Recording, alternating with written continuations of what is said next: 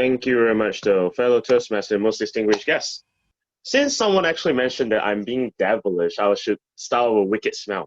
So, how many of you found troubles of making or even crafting your speech? Please raise up your hand. I don't think quite a lot of people will actually have this problem. Really, Kanan? Are you kidding me? But most importantly is that crafting a good speech takes techniques and time. So today I'm actually going to do a very short version of how to craft a speech like a pro. This is inspired by my own speaking mentor, Mark Hunter, who is a world champion speaker many, many years ago. But he inspired me to create this set of series. Hopefully I can help you with the skills provided. So I'm going to share my PPT.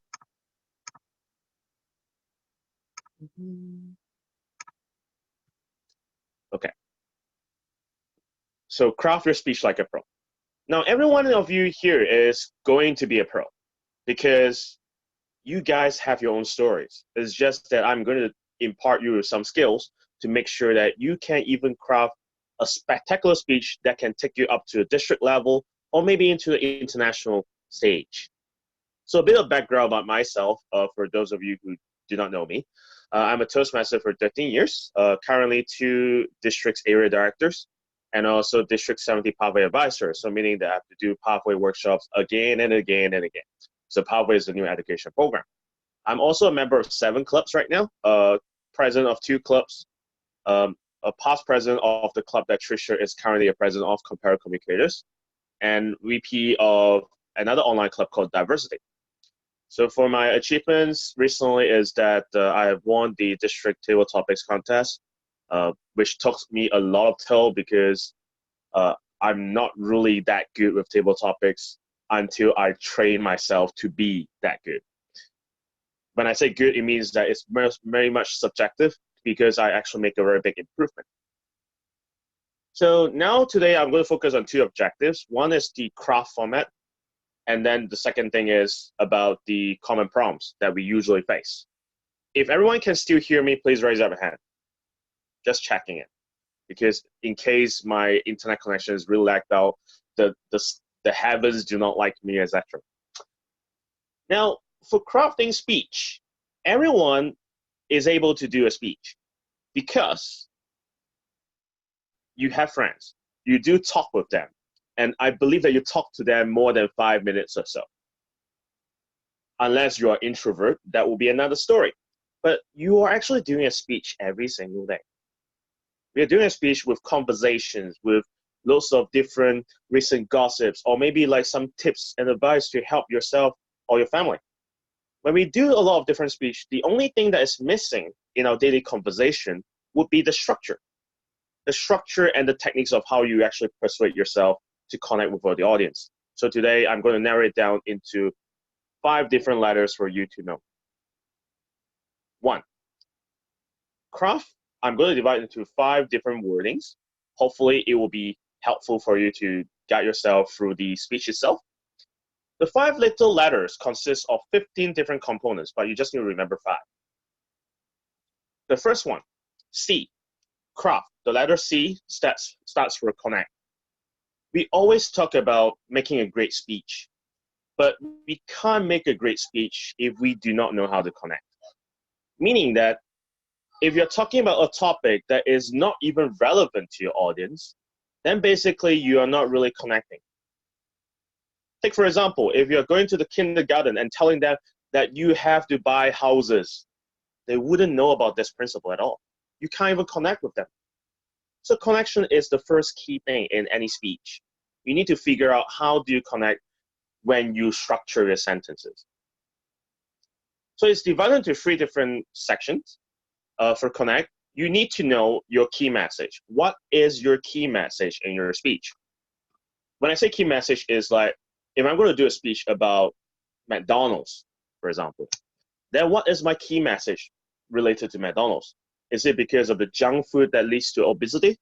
Or you want to tell people, encourage people to take less junk food? Or maybe introduce a bit of gimmick about McDonald's? It's up to you on what you want to choose. But you need to have a key message. So remember that key message is always hidden within your speech. is repeated a few times so that people can remember what your key message is. The second thing is about audience. You need to know your target audience. Are you going to talk with a bunch of kids, or you're going to talk with a bunch of professionals? When you talk about making a speech like a pro, you're going to set your bar very high. So meaning that you need to make sure that you know their professional terms, meaning that you are on the same par with them. If you're shooting them with only just simple words, it will not make that connection because they think that you might be a newbie. So this audience will determine how your speech is structured. And finally, there is always a hook. Remember, any speech is just a golden 20 to 25 seconds, the first few seconds that captures the audience. So make sure when you introduce or write your first part of your speech, even the opening sentence, it has to be attention grabbing. Just like what I did earlier on, I would just relate to what you have discussed. Oh, well, I have a special format. Okay, I didn't know what special format is. Or wicked format. Okay, then I have to think about what is it related to, how is it related to my opening in my workshop? So can I add this devilish element into it? Then I can make people feel relatable because it's repeated during this entire session from the start of this meeting. So the hook is just only a few words. You just only put a few words, but it can mean a lot of things. Like, for example, you can do a very simple sentence. Are you craving for money? Do you want to be rich within a few days or so? Oh, might be capturing the audience attention. It also focuses your vocabulary and your presentation skills and your credibility. So it's about how you present that hook. If you're able to hook onto the audience for the first 20 seconds or so, you're able to keep their attention for the next 3 minutes. However, there are other techniques that you need to make in your speech that captures until 5 to 7 minutes or even 18 minutes workshop. Next one related to crafting. After you think about, okay, I need to know my key message. Now I know my audience. The next thing you need to do is research. We might have lots of materials, but how am I going to consolidate them? I do not know which one is related to which one. How is it going to improve my speech? Is it going to backfire? I have lots of concerns when I actually craft my own speech because I do not know my audience. Maybe if I know them, how can I make it even better? Maybe they are professionals. They are teachers for 20 years. I'm only a public speaker for only 13 years. Compared to them, I'm still a newbie. But you need to make sure that they are on the same par. So I also break down into 3 different components as well for research. Research if you are a person that you do not have any materials. Like, I do not know how to even think about my title, or I don't even have any information to share. The answer is actually within yourself. It's about your attitude. Are you going to find this information from somewhere that's very easily accessible? Look at the internet. Articles, journals, and news can be a nice way to put your title or information. And we have been in Toastmaster at least for 18 years. Like, Toastmasters minimum age is 18 years. If you're younger than that, you might be in the Gavel Club.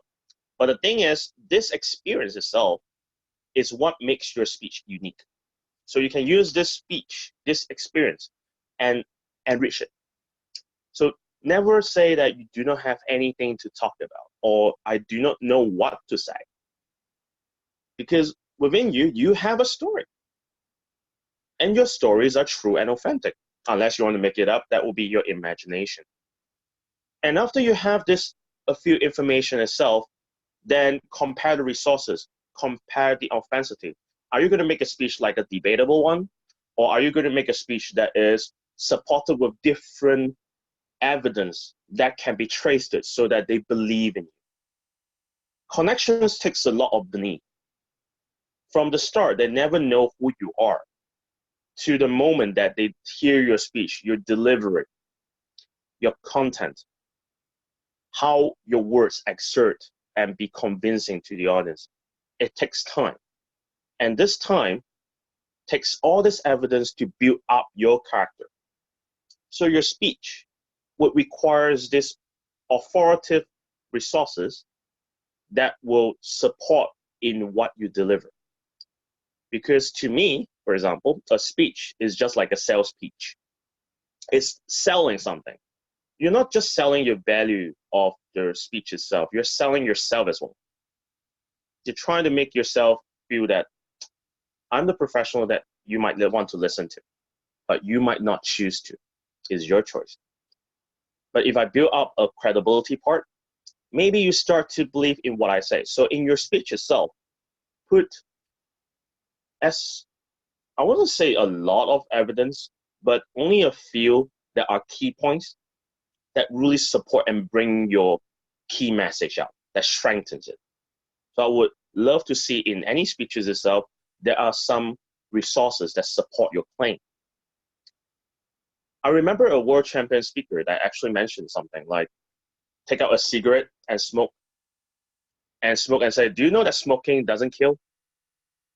That will be a shock breaker or something, because you always believe that smoking can kill, although it was a joke in the end. But it actually captures our attention and also try to let us believe that, oh, you're making a joke. Now I'm going to believe in you. I'm going to start to believe in this trust. Once you build this trust in your speech itself, you are building that image that your professional career as a speaker has started to believe in. Your speech, your message is starting to reach out.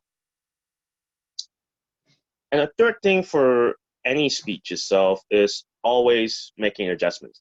There's no perfect speech. No, never. The reason why is simple. Because there is always a speech better than your current speech. Reason is very simple. Because we are always improving every day.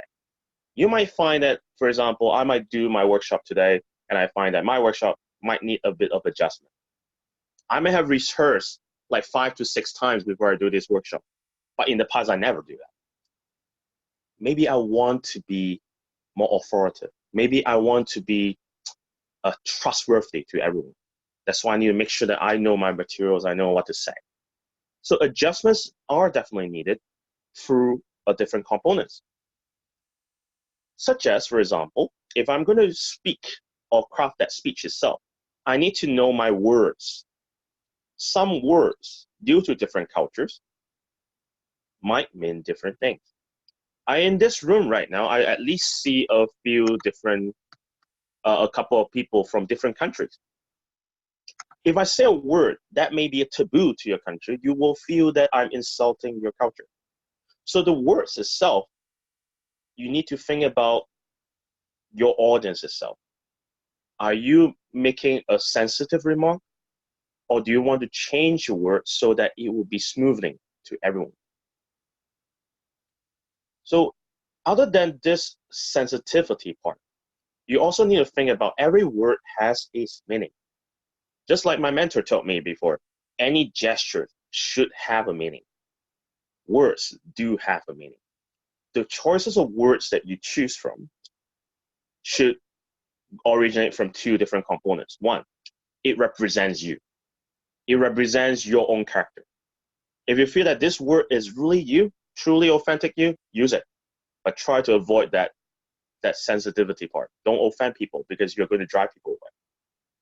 And 2, think about this wordings. Is it going to enhance your speech? Just like the wordings I use, enhance. You might think about the enhance is just a simple word. But when I use the word enhance, you might feel that the speech might be elevated. So the choice of words can make a big difference. So when you craft your speech yourself, after you make that first draft, edit and edit until you feel that the words can elevate your message out. Number 2, simplicity. No one likes complex stuff. I mean, like, I'm sure everyone have been to university lectures or even secondary school lectures. How many of you love your teachers on how they teach you? Please raise up your hand. I'm just looking at how many people are raising up their hands right now. I see Tricia, I see a few. I see some people shaking their heads. Okay, so those people who actually raise up might have the feeling that the teachers is really nice to you, maybe warming and attracting your attention. But maybe that is the format of what they do. But I see still people shaking their heads is because maybe it's too complex. The methods is used wrongly. So you need to find simple words to express these ideas. Just like you, for example, there is a terminology called Bitcoin. For me, I never really know what that is. But if I'm not going to explain clearly what Bitcoin means, then people would not be able to connect with you. Same thing as before. So always use simple words to bring out your true message, the clear message out. And finally, in any speeches itself, any stories should have a drama, pauses, and create a climax. Because any workshops, even I'm doing workshops, presentation-wise, it's still a story.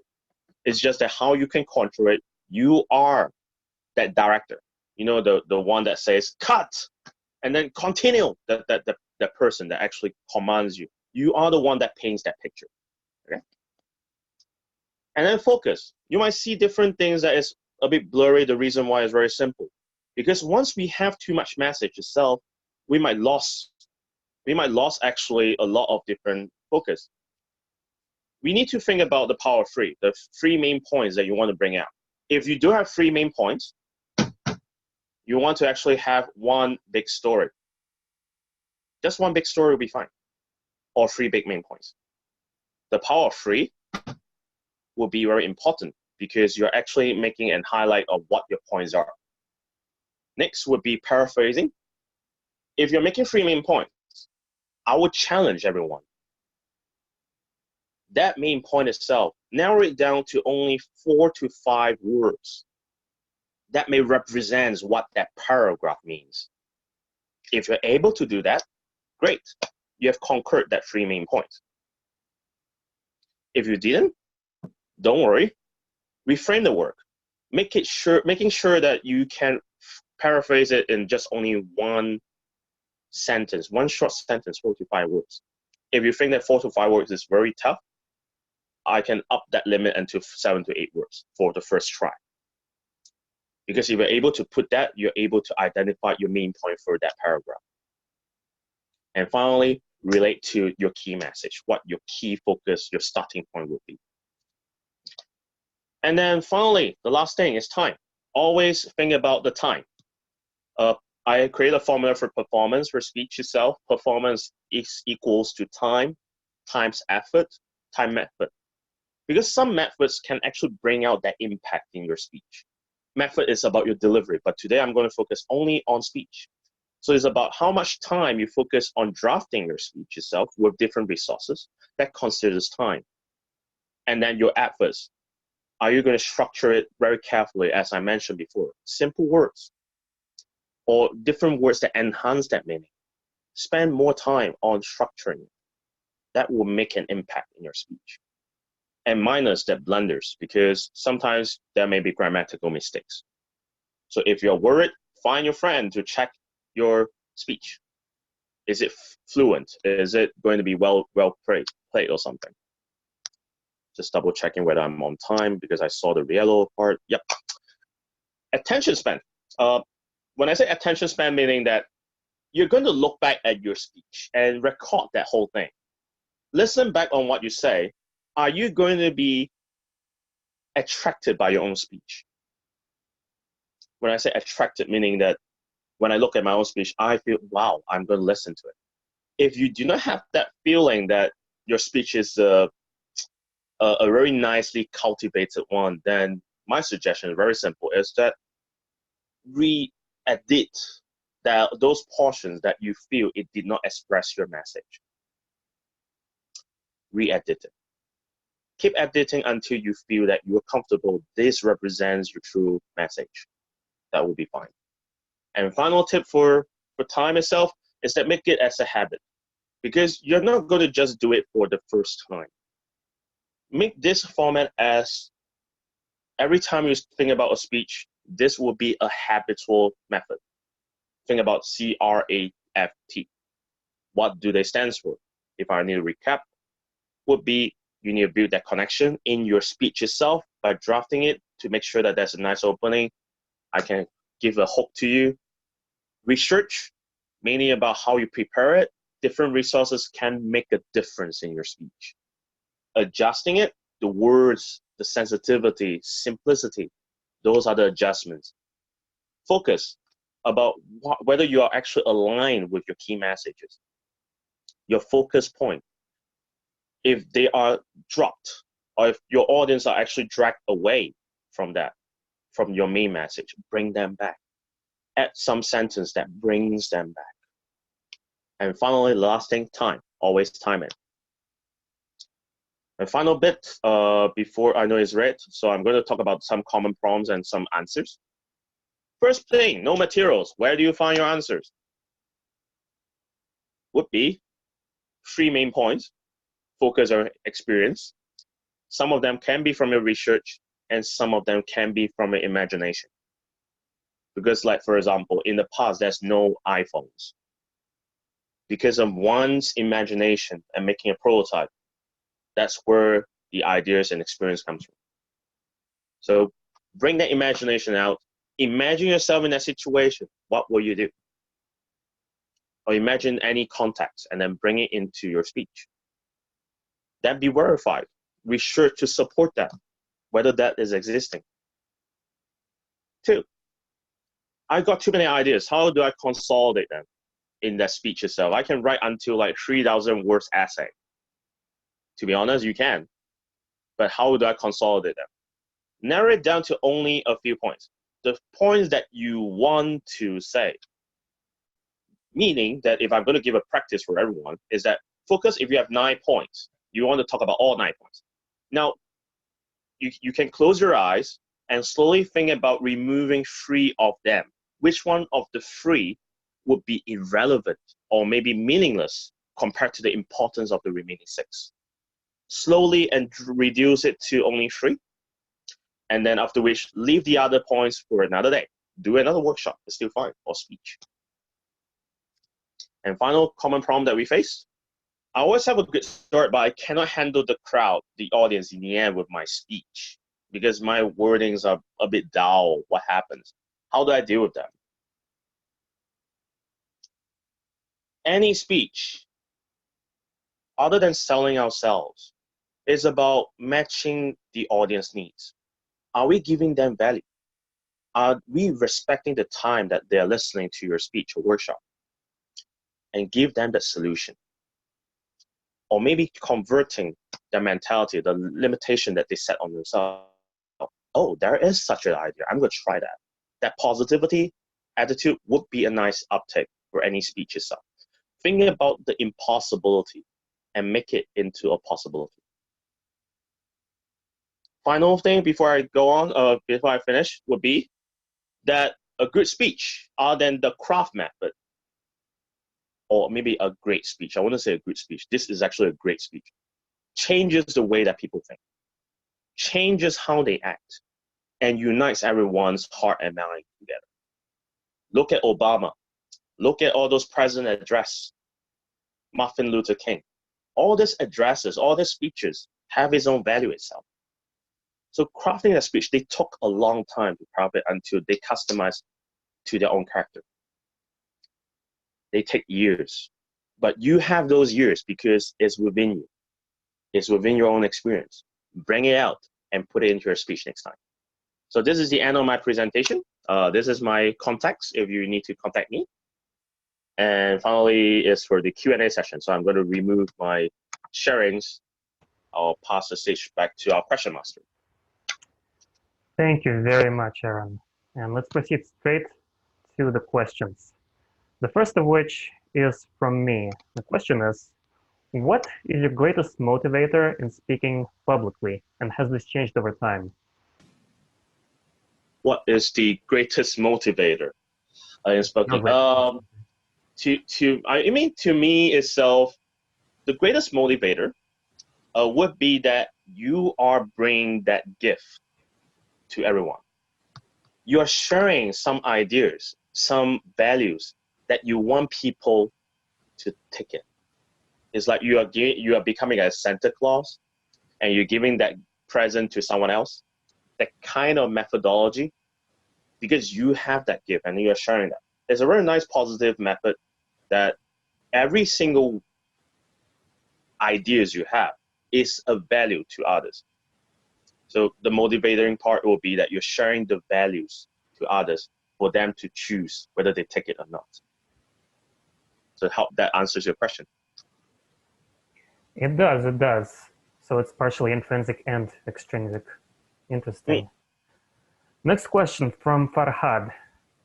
I'm doing a 1-hour talk for our clients, but it's very difficult to find new and engaging topics for them every month. What would you suggest are key inspirations to come up with for interesting topics?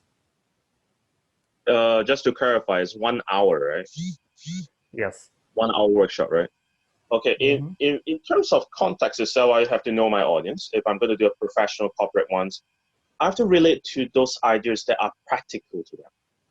Things that they will feel that, okay, I'm going to spend my 1 hour into listening to a workshop.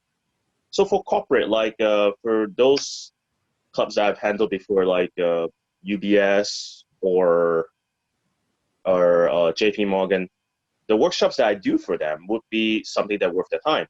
Maybe on terms of team building, because sometimes they might be good as soloists in terms of dealing with those statistics. But I need to think about some relevancies that they can use in their lives. Anything that's relevant to their daily life can be a good topic to talk about, but you just need to up-level it to a professional term. If you're thinking about dealing with a group of audience that is just maybe just not a Toastmasters or even your friends, then think about a topic that may convert their minds and revolutionary ideas, things that they might not think about. Such as in the past, I do a workshop about Shark Tank, the very famous TV series. I focus on why do they actually buy these ideas, those ideas that they may feel is less valuable, but they still nevertheless invest in it. I dissect the whole entire process. Then they will feel that, wow, okay, next time I'm going to do my business plan like that. Maybe that will gain me some investors. Something of value, something that is matching their needs, something that is relevant to their daily lives could be a common topic to talk about. Hope that answers the question.